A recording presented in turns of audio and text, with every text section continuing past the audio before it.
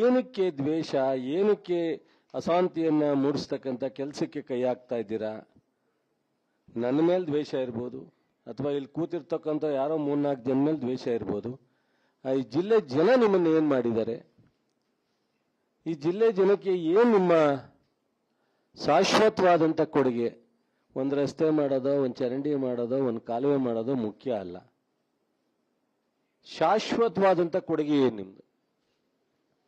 ಎಲ್ಲ ಶಾಸಕರು, ಎಲ್ಲ ಮಂತ್ರಿಗಳು, ಎಲ್ಲ ಸರ್ಕಾರಗಳು ನಿರಂತರವಾಗಿ ಸರ್ಕಾರ ಬಂದಾಗ ಒಂದು ಯೋಜನೆ ಕೊಡ್ತಕ್ಕಂಥದ್ದು, ಒಂದು ಅಭಿವೃದ್ಧಿನಲ್ಲಿ ಕೆಲಸ ಮಾಡ್ತಕ್ಕಂಥದ್ದು ಸಹಜವಾದಂಥದ್ದು.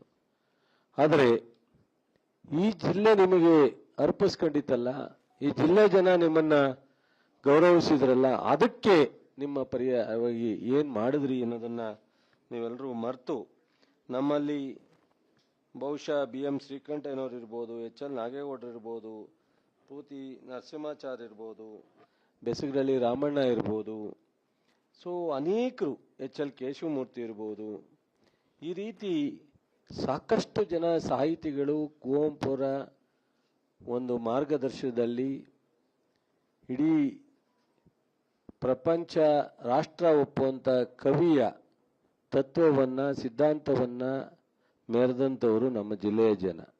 ನಮ್ಮ ಜಿಲ್ಲೆನಲ್ಲಿ ಜಿಲ್ಲೆಯ ಬದುಕು ಸ್ವಲ್ಪ ವ್ಯತ್ಯಾಸ ಆದ್ರೂ ಸ್ವಾಭಿಮಾನ ಮತ್ತು ಗೌರವ ವಿಚಾರದಲ್ಲಿ ಈ ಜಿಲ್ಲೆ ಇಡೀ ರಾಜ್ಯಕ್ಕೆ ಮಾದರಿಯಾಗಿರ್ತಕ್ಕಂಥ ಜಿಲ್ಲೆ. ದಯವಿಟ್ಟು ನಿಮಗೆ ವಿನಂತಿ ಮಾಡ್ತೀನಿ, ಇಂಥ ಒಂದು ಕೆಲಸಕ್ಕೆ ಕೈ ಹಾಕಬೇಡಿ. ನಿಮ್ಮ ಪಕ್ಷ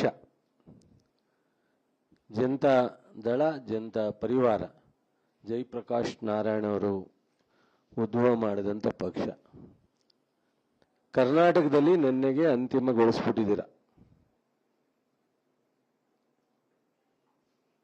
ಅದಕ್ಕೆ ದೇವೇಗೌಡರು, ಹೆಗಡೆಯವರು, ಬೊಮ್ಮಾಯಿಯವರು, ಜಯೇಶ್ ಪಟೇಲ್ರು, ಅನೇಕ ಸಾವಿರಾರು ಜನ ಈ ಪಕ್ಷವನ್ನ ಪ್ರಾದೇಶಿಕ ಪಕ್ಷವ ಕಟ್ಟಿ ಉಳಿಸಿ ಬೆಳೆಸಿ ಬಂದರು. ನಿನ್ನೆ ಕೇಸರಿ ಶಾಲನ್ನು ಹಾಕೊಂಡು ಅಂತಿಮವಾಗಿ ಬಹುಶಃ ನೀವು ಈ ಪಕ್ಷದ ಒಂದು ಅಂತಿಮ ಯಾತ್ರೆಗೆ ತಿಲಾಂಜಲಿಯನ್ನ ತಾವು ಎಳೆದಿದ್ದೀರ. ನೀವು ಬಹುಶಃ ಸೇರ್ಪಡೆ ಆಗಿದ್ರು ಜನತಾ ಪರಿವಾರದವರಿಗೆ, ಜನತಾ ಪರಿವಾರವನ್ನ ಪ್ರಾರಂಭ ಮಾಡಿದವರಿಗೆ, ಜನತಾ ದಳವನ್ನ ಕಟ್ತವ್ರಿಗೆ ನೋವಾಗ್ತಿರ್ಲಿವನು.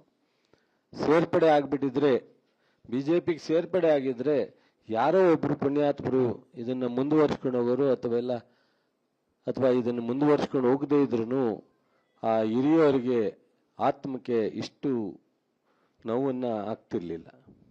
ನಿಮ್ಮ ವೈಯಕ್ತಿಕ ಹಿತಾಸಕ್ತಿಗೋಸ್ಕರ, ನಿಮ್ಮ ರಾಜಕೀಯ ಕಟ್ಲಿಕ್ಕೋಸ್ಕರ, ಒಂದು ದೇಶದ ಒಂದು ಬದಲಾವಣೆ ತರಲಿಕ್ಕೆ ಜಯಪ್ರಕಾಶ್ ನಾರಾಯಣ ಅವರ ಏನು ಹೋರಾಟ ಇತ್ತು, ಆ ಒಂದು ಈ ನಿನ್ನೆ ಮಂಡ್ಯ ಜಿಲ್ಲೆನಲ್ಲಿ ಇಲ್ಲಿವರೆಗೆ ಕಾಂಗ್ರೆಸ್ JDS ಇತ್ತು, ಬಿಜೆಪಿ ಇತ್ತು, ಆದರೆ ಗಣನೀಯವಾದಂಥ ಮಟ್ಟದಲ್ಲಿರಲಿಲ್ಲ. ಇವತ್ತು ಸಂಪೂರ್ಣವಾಗಿ ಇವತ್ತು ಹಸಿರು ಸಾಲಾಕೊಂಡು ಹೋರಾಟ ಮಾಡ್ತಿದ್ರಿ ದೇವೇಗೌಡರ ನಾಯಕತ್ವದಲ್ಲಿ. ರೈತರ ವಿಚಾರ ಬಂದಾಗ, ಕಾವೇರಿ ವಿಚಾರ ಬಂದಾಗ ರೈತರ ಪರ ನಿಲ್ತಿದ್ರಿ. ಇವತ್ತು ರಾಷ್ಟ್ರಧ್ವಜದ ವಿರುದ್ಧ ನಿಂತಿದ್ದೀರಾ. ನಿಮಗೆ ನಿಮ್ಮ ಬೇಡಿಕೆ ಏನು? ರಾಷ್ಟ್ರಧ್ವಜವನ್ನ ಕೆಳಗಿಳಿಸ್ಬೇಕಾ? ನನಗೆ ನೀವು ಸ್ಪಷ್ಟತೆಯನ್ನ ಕೊಡಬೇಕು. ಕೆರಗೋಡಲ್ಲಿರ್ತಕ್ಕಂಥದ್ದು ನಾವು ಯಾವುದೋ ಒಂದು ನಮಗೆ ಬೇಕಾದಂಥ ಧರ್ಮದ ಬಾವುಟವನ್ನ ನಾವು ಆರಿಸಿಲ್ಲ.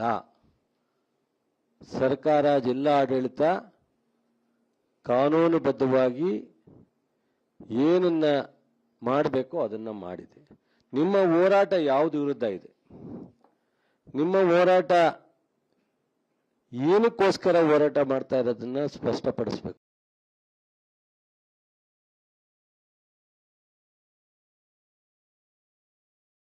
ಸ್ಟಾಕ್ ಮಾರ್ಕೆಟ್ನಲ್ಲಿ ಹಣ ಗಳಿಸಬೇಕೆ?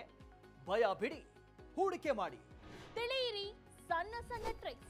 ಗೊತ್ತಿಲ್ಲದೆ ಸ್ಟಾಕ್ ಟ್ರೇಡಿಂಗ್ ನಲ್ಲಿ ದುಡ್ಡು ಕಳ್ಕೊಂಡಿದ್ದೀರಾ? ಸ್ಟಾಕ್ ಇನ್ವೆಸ್ಟ್ಮೆಂಟ್, ಸ್ಟಾಕ್ ಟ್ರೇಡಿಂಗ್ ವ್ಯತ್ಯಾಸ ಗೊತ್ತಿಲ್ವೇ? Equity, ETF, derivatives, option contract ಅರಿತು ಲಾಭ ಗಳಿಸಬೇಕೆ? ಚಿಂತೆ ಬೇಡ, 3 ದಿನದಲ್ಲಿ ಕಲಿಯಿರಿ ಸ್ಟಾಕ್ ಮಾರ್ಕೆಟ್ ಸೀಕ್ರೆಟ್ಸ್. ನುರಿತ ತಜ್ಞರಿಂದ ಪಕ್ಕಾ ಟ್ರೈನಿಂಗ್ ಪಡೆಯಿರಿ. ಸಂಪರ್ಕಿಸಿ. ಅನುಕ್ಷಣದ ಸುದ್ದಿಗಳಿಗಾಗಿ ವಿಸ್ತಾರ ನ್ಯೂಸ್ ಯೂಟ್ಯೂಬ್ ಚಾನೆಲ್ ಸಬ್ಸ್ಕ್ರೈಬ್ ಮಾಡಿ. ಹೊಸ ಸುದ್ದಿಗಳ ನೋಟಿಫಿಕೇಶನ್ಗಾಗಿ ಬೆಲ್ ಐಕಾನ್ ಕ್ಲಿಕ್ ಮಾಡಿ. ಲೇಟೆಸ್ಟ್ ಅಪ್ಡೇಟ್ಸ್ಗಾಗಿ www.vistaranews.com ವೆಬ್ಸೈಟ್ಗೆ ವಿಸಿಟ್ ಮಾಡಿ. ಅಂಗೈಯಲ್ಲೇ ಜಗತ್ತಿನ ಸುದ್ದಿ ತಿಳಿಯಲು ವಿಸ್ತಾರ ನ್ಯೂಸ್ ಕನ್ನಡ ಆಪ್ ಡೌನ್ಲೋಡ್ ಮಾಡಿ.